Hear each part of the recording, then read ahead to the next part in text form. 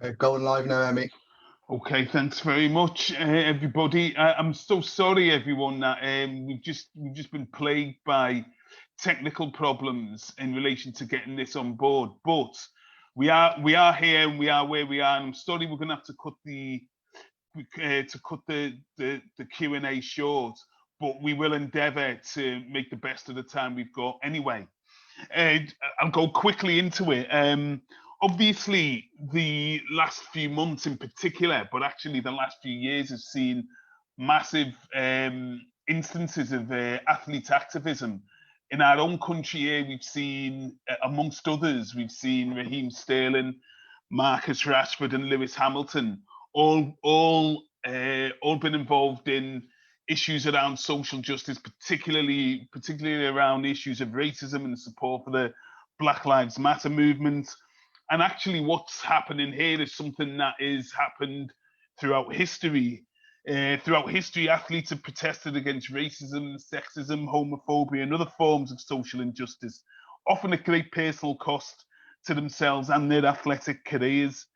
But not, and most recently, or more recently, I suppose, the current wave of athlete activism began, I suppose, in 1916, it's 2016, I should say, when famously Colin Kaepernick took the knee, and actually not standing for national anthems or protesting against the national anthem is something that we know has been a form of protest at least since 1968. And it's and so what we're going to do is we're going to kind of discuss the current development in athlete activism, as well as placing them in their historical context, with two what can only describe as legends.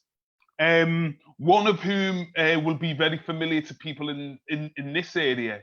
Another person who may not be very well known, but you'll certainly know his work and his impact.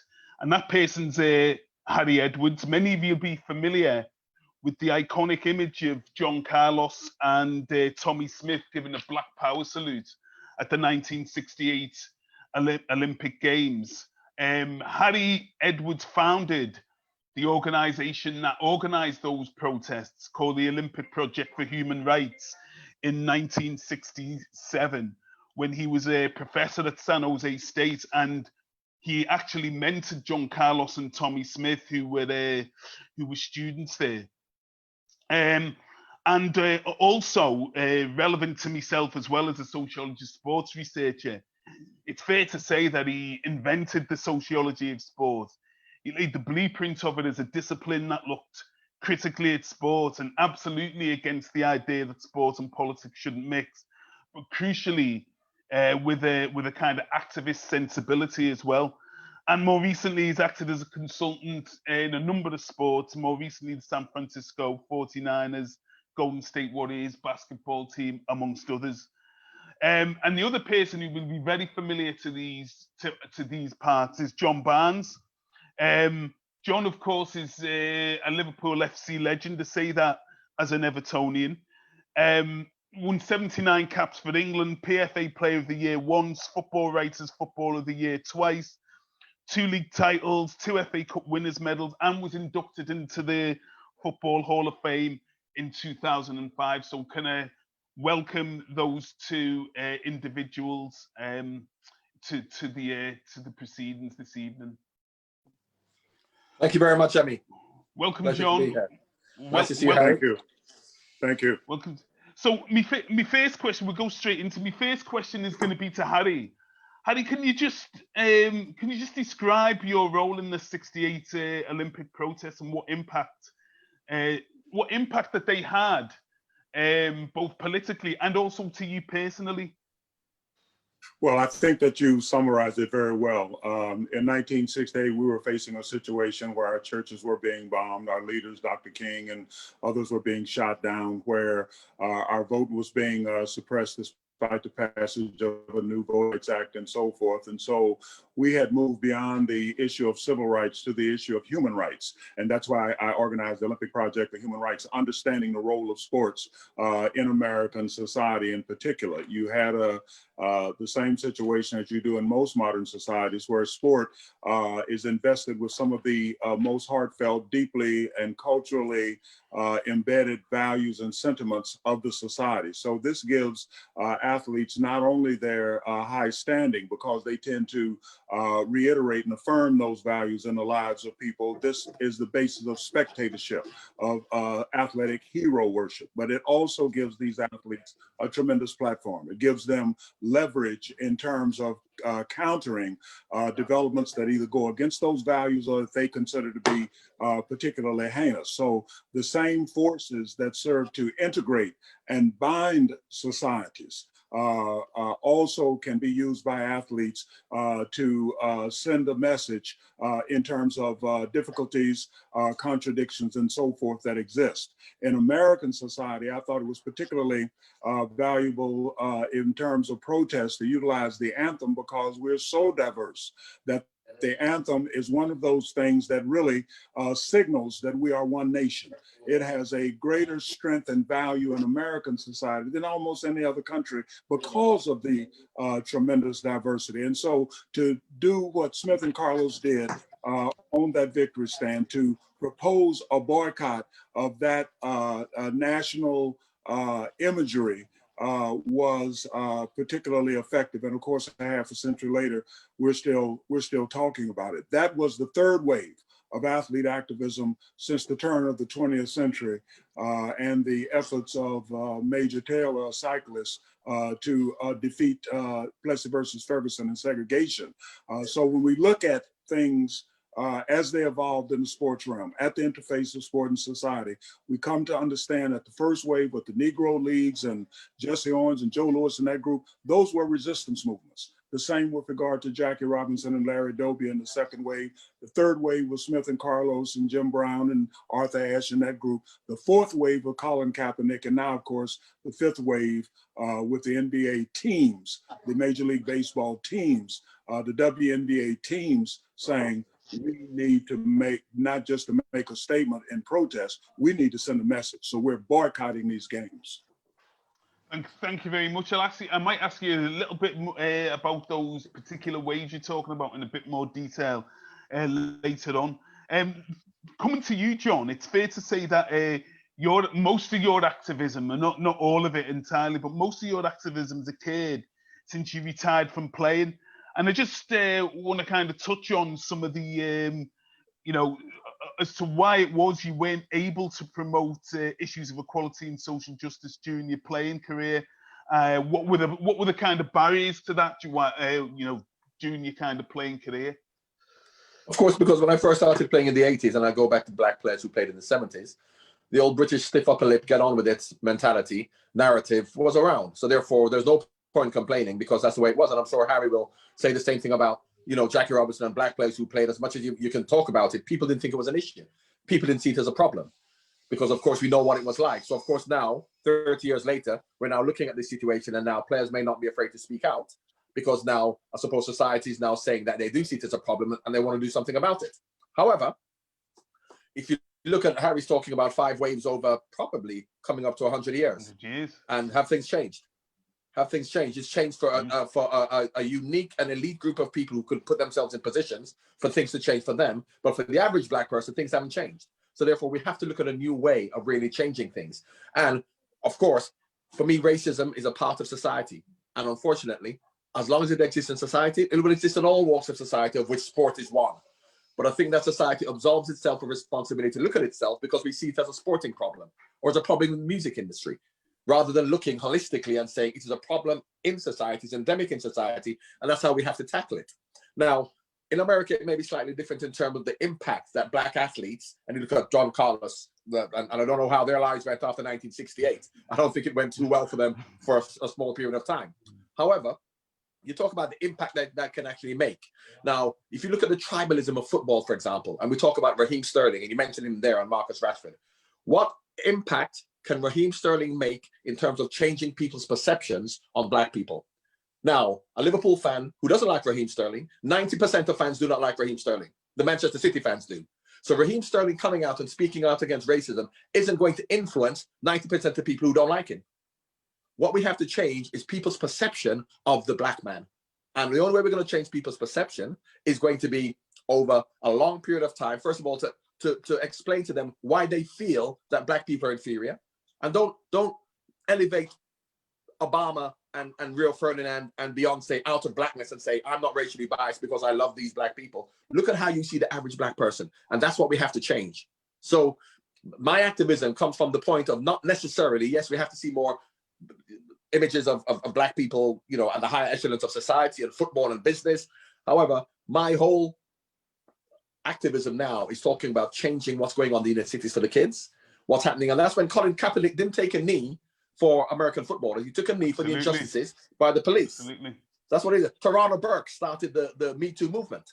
It's about what's going on in the cities to change those perceptions. It is the Me Too movement was then commandeered by an elite group of actresses to talk about, you know, the sexual prejudice that they encountered in Hollywood. And that's what they think the Me Too movement is, where Tarana Burke started it about injustices in inner cities. And unfortunately, when you have an elite group of people who are going to commandeer a really meaningful, very similar to the Black Lives movements, to then use it to their own end, what will then happen, as has happened throughout history, an elite group of people lobbying the masses to support them, to give them more power, rather than looking what's going on down below. And that is what I talk about. So I don't talk about how terrible it is. Yes, it's bad. We don't have many black managers. We don't have many black people in the higher echelons of society. Football players may be being racially abused, but what's going on in the inner cities is much worse. And I think athletes and celebrities should use their voice, as Colin Kaepernick did, as Tarana Burke did, to highlight the injustices that's going on in the inner cities. Thanks very much, John. Absolutely, Harry. I was going to ask you to come back and contribute to that particular point John's made. Let me talk about the recurrent cycles of protest.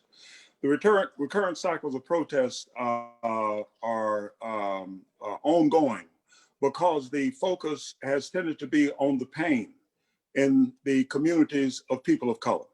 It has not been on the problem which generates that pain, which is in the mainstream.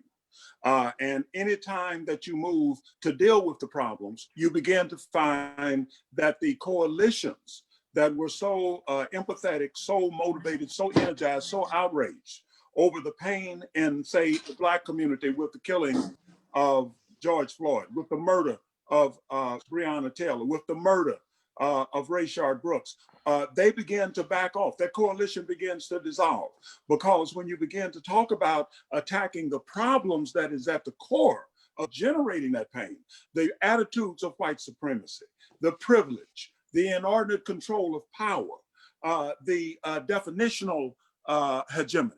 Black people in American society or any place else in the world where the Western white world has been dominant have never been perceived as creditable witnesses and articulators of their own circumstances and outcomes. This goes back to slavery, when people enslaved said, we want to be free, and the slave master said, my slave. Well, we know who won that war in the United States. We won't know who won that argument for 250 years. So the issue is that we have to move beyond empathy, outrage, energized protest over the pain. We have to move to a point where we're beginning to attack the problems that generate that pain.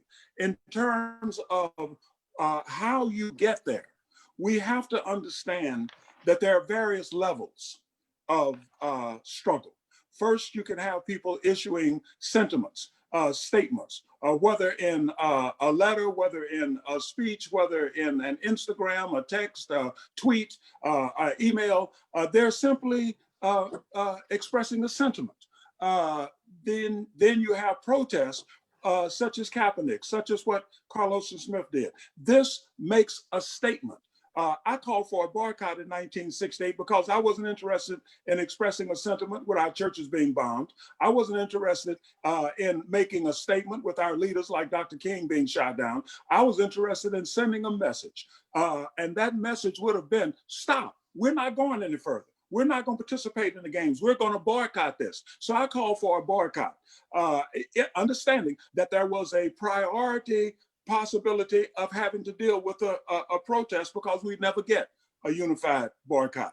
But when you do a boycott, you're sending a message, and every stakeholder in that process has to stop, as they did with the NBA, as they did with the WNBA, as they did with a number of other leagues, and pay attention, even if the issue was not about football, even if the issue was not about basketball, even if it was not about women's basketball. It's something that came over the stadium wall, but the athletes are saying, stop, we've got to pay attention.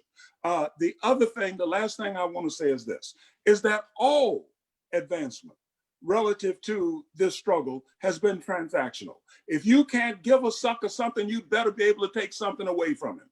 Because at the end of the day, they function because it's in their interest to do so. The bringing of Black athletes into mainstream sports was transactional. It wasn't a change in attitude or disposition about race. It was transactional. That's why they went into Black society and brought in the Black athletes. They didn't bring in the owners. They didn't bring in the managers. They brought in Jackie Robinson and Hank Aaron and Ernie Banks and Willie Mays. They didn't bring in the Black coaches from the Black high schools and colleges into the Southeastern Conference, Mississippi, Alabama, and so forth. They brought in the athletes. Why? Because they needed the athletes in order to win once anybody started recruiting that level of talent. And so they engaged in predatory inclusion. That was transactional. And today, unless we find a way to shift the focus from the pain in the African-American communities, get out from under the exploitation of predatory inclusion, we're going to again go through another cycle of protest with the next atrocity.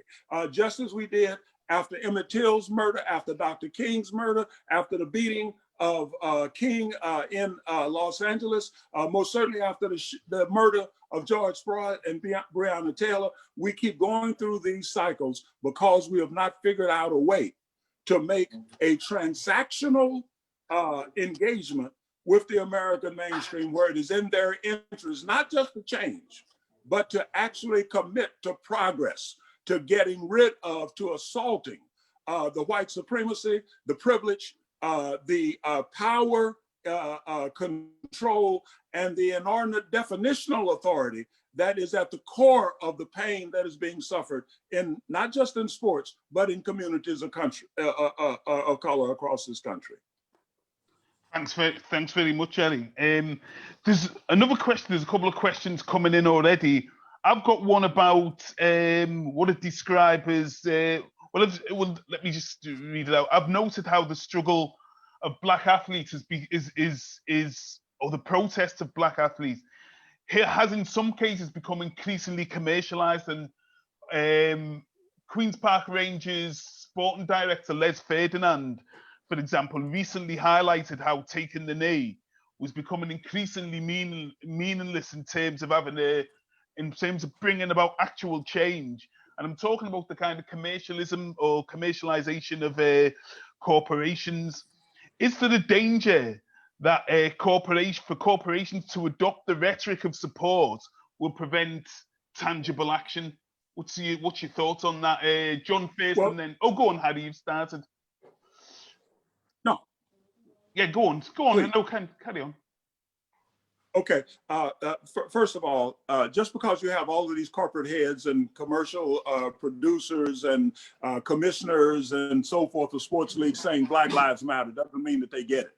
Any more than if every man on the face of this planet stood up and said, "Me too," that doesn't mean that they get what a woman has to go through if she's working in an office late and it's after dark and her car is parked on an empty parking lot with the exception of her car half a block away. We don't get that. Won't get it until we clean up that situation and look back and realize how insane it was that a woman couldn't walk from office to a half a block to her car at dark because she was a woman. So that's the first thing. Secondly, co-optation is as old as divide and conquer as a strategy to suppress progress. So there's nothing new in that. What gets people beyond that is coming up with strategies where they can leverage their advantage to create a transactional obligation on the part of those who are involved in decision making. The reason that you have these owners, these corporate sponsors and others coming out, for example, in the NFL, the National Football League, or coming out in NBA in association with NBA playoffs and so forth, and saying Black Lives Matter and saying we have to bring an end to hate and racism, is because they know in the NFL, if you look at owners like Jerry Jones and Robert Kraft, nobody's going to come to see Jerry Jones play quarterback. Nobody's going to come to see Robert Kraft play wide receiver. They are totally dependent on the players. And so when players say, we're going to stop this practice until you deal with this, now you're utilizing transactional effort. Is it sincere? No, but I don't care what your heart says. I'm not interested in changing your perceptions. I'm interested in changing your actions. I can take the rest of it from there, because if we get close enough, long enough, working toward the same goals, you're going to eventually find that I'm human too. And then your perception will change. The perception doesn't come before the change in action. The perception change comes after the change in action as a consequence of that mutual association, goals, and so forth. So we have to be clear in terms of the dynamics involved here. Thanks very much, John. Right. Harry talks about transactional benefits, which is obvious from a sporting perspective, because of course Jackie Robinson is going to be the greatest. You know, he's going to be a great athlete. Muhammad Ali is going to knock you out. From a sporting perspective, you look at what black athletes bring, and that's obvious. Therefore, they want the benefits of making money from them. Now, until you change the perception of a black man's ability to think, where do they feel the transactional benefit of putting a black administrator in, a black man in as a manager, when the perception they already have of him is that, yes, he's a good athlete, because from a physical perspective, we are equal in more times better than white athletes. But from a intellectual, moral, ethical point of view, they still see us as inferior. So while I understand what Harry's saying, that until we get there to show them that we're just like them, but they already had, which is based on 400 years of indoctrination of them thinking, looking at us as being inferior. So therefore, sport is truth. That's why I can see that even racist white owners of baseball teams or American football teams, they may be racist, but they can see the benefits of having O.J. Simpson as the running back. He was a great running back. Think about what I'm after. Whereas, what about their ability to then hire a coach? You have the Rooney Rule, which has been in America since 2003. 2003, Rooney Rule came in, they had 3 black coaches. They still only have 3 black coaches. Nothing has changed, because until society changes our perception on the way we think, on the way they see us, I understand in terms of we want them to act in the correct way, but they also have to see us as equal, not just treat us as equal. And until they see us as equal, and how are we going to make them see us as equal?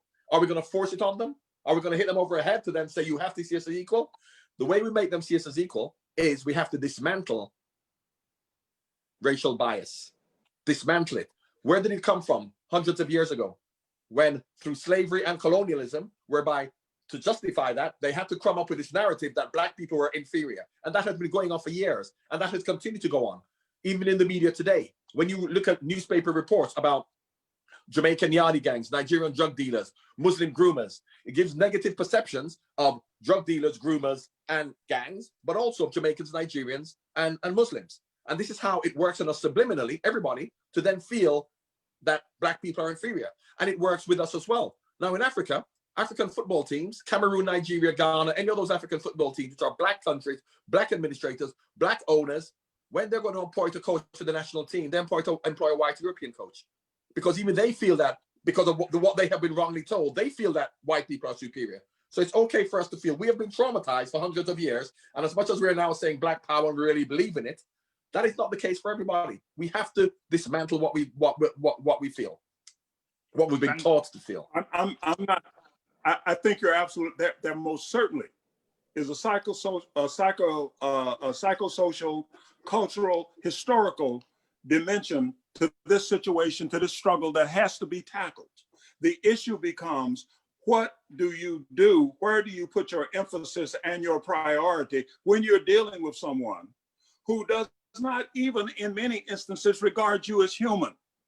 And so what one winds up doing is changing their conditions and circumstances so that at least they can function.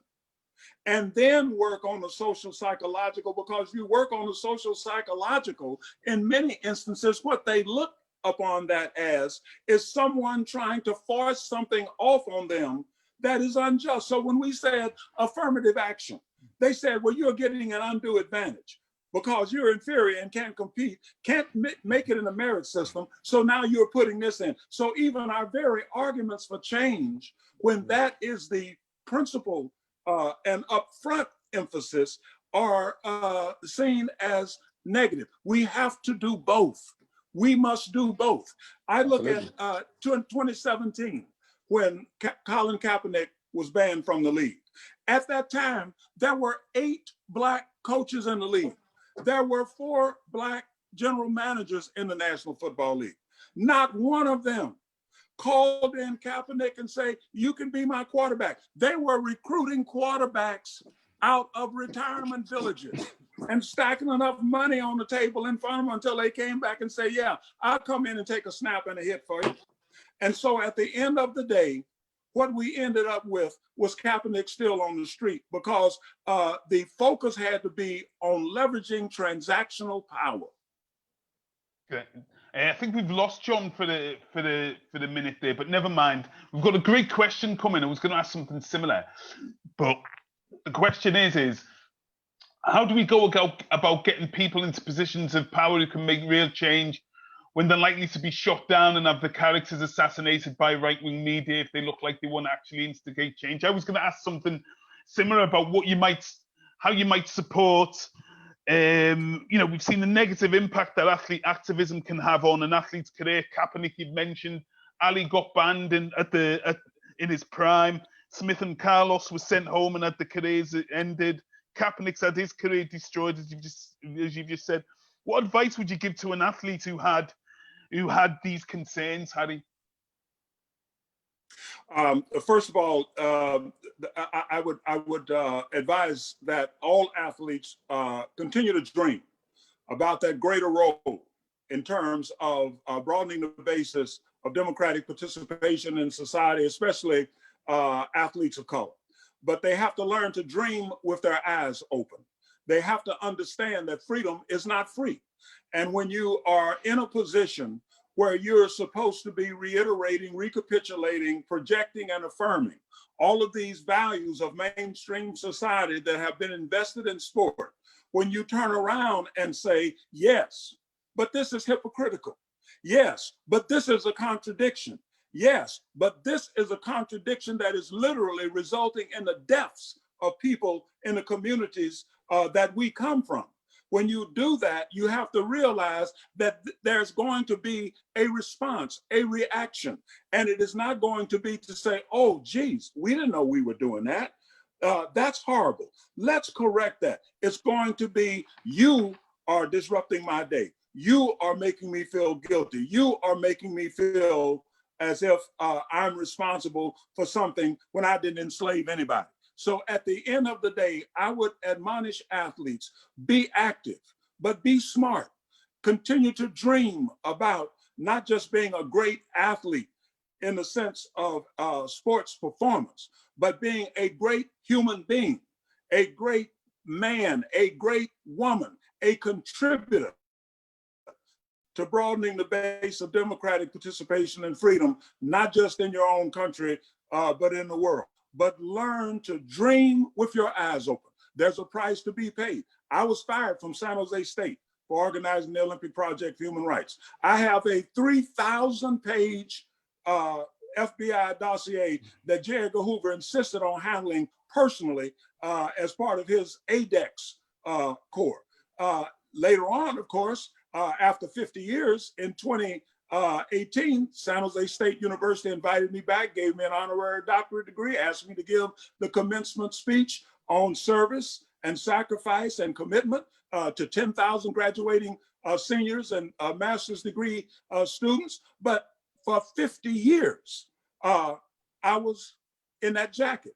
For 50 years, I was being stopped by police officers and so forth. So at the end of the day, there's a price to pay.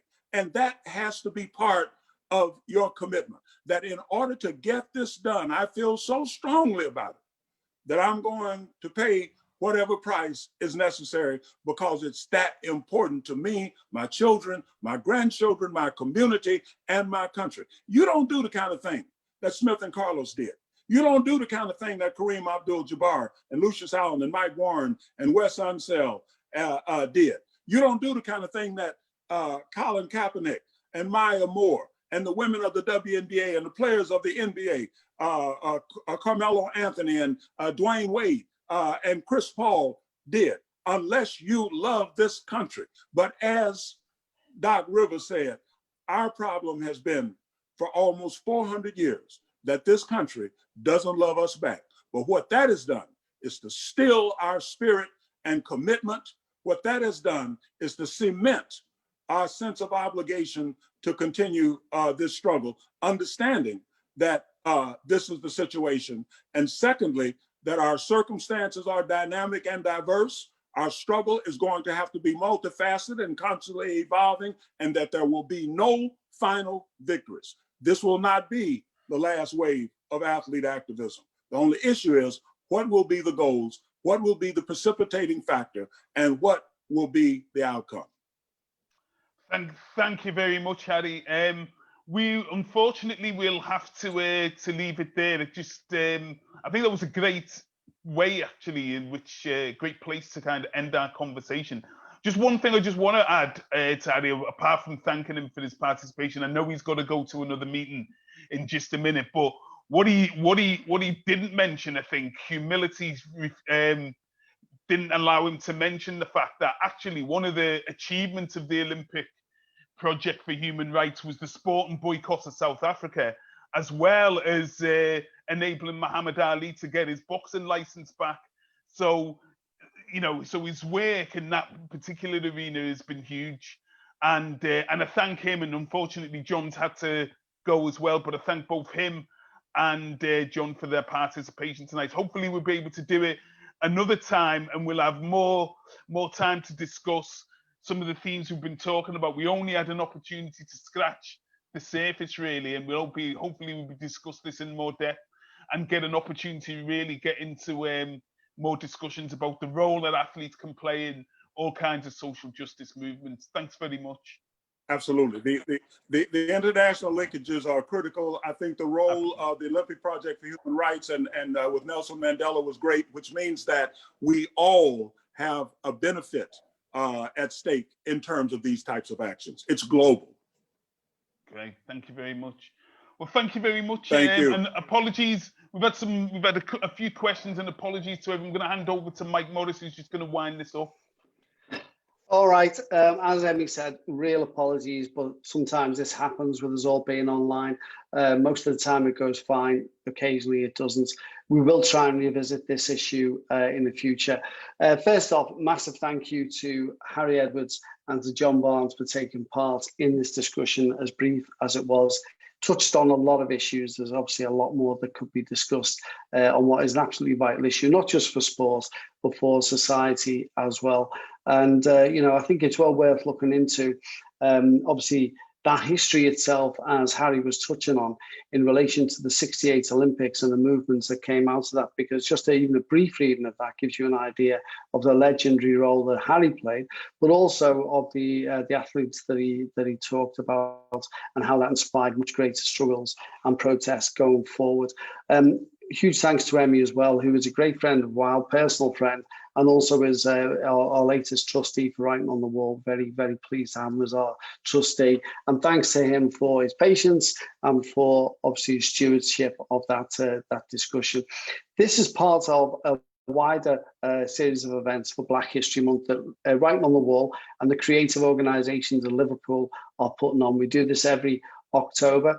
This year seems more vital than ever, particularly with the death of George Floyd, the murder of George Floyd in America, and the murder of Breonna Taylor, and the protest of the Black Lives Matter movement that has taken place.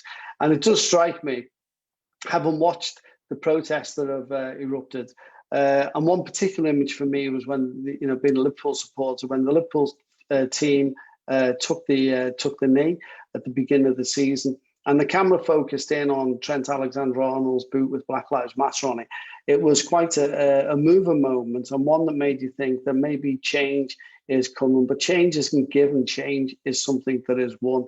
And what we want to contribute in as small way as we can as Writing on the Wall is to be part of that change. And we would urge you too to be part of that change, not just to take part in events like this, although we're always delighted to have you in the audience, but also to translate that through into your life and into the lives of people around you. Just how vitally important that is. That, you know, as John Barnes said, we fight against injustices, but also to remove the negative perceptions of Black people, throughout society. So we'd urge you to take part in the rest of Black History Month. We've got amazing events coming up, including next week, Booker Prize winner Marlon James, the whole series of other debates and discussions for your enjoyment, hopefully for your inspiration as well. If you've enjoyed tonight's event, I'll ask you to do two things. One is to fill in a monitoring form, which will be appearing on Facebook at the moment. And the second one is, to support our work and to donate to us. And there will be a button to donate there as well. So once again, thanks very much. You can go onto our website, which is writingonthewall.org.uk, or to find out more about Black History Month, go on to wowfest.uk. You'll get the full programme there, links for tickets, etc. And they're all free, but we do recommend, if you can, to make a donation. Thanks very much. Apologies once again. It's terrible to have to finish on apologies for the tech issues that took place at the beginning of this. We're working all the time to try and make sure that these events run smoothly. But I think even a small snapshot there was an absolute privilege to listen to John Barnes and Harry Edwards and Emy discussing this vital issue. Thanks also to our staff who make these events happen, and good night.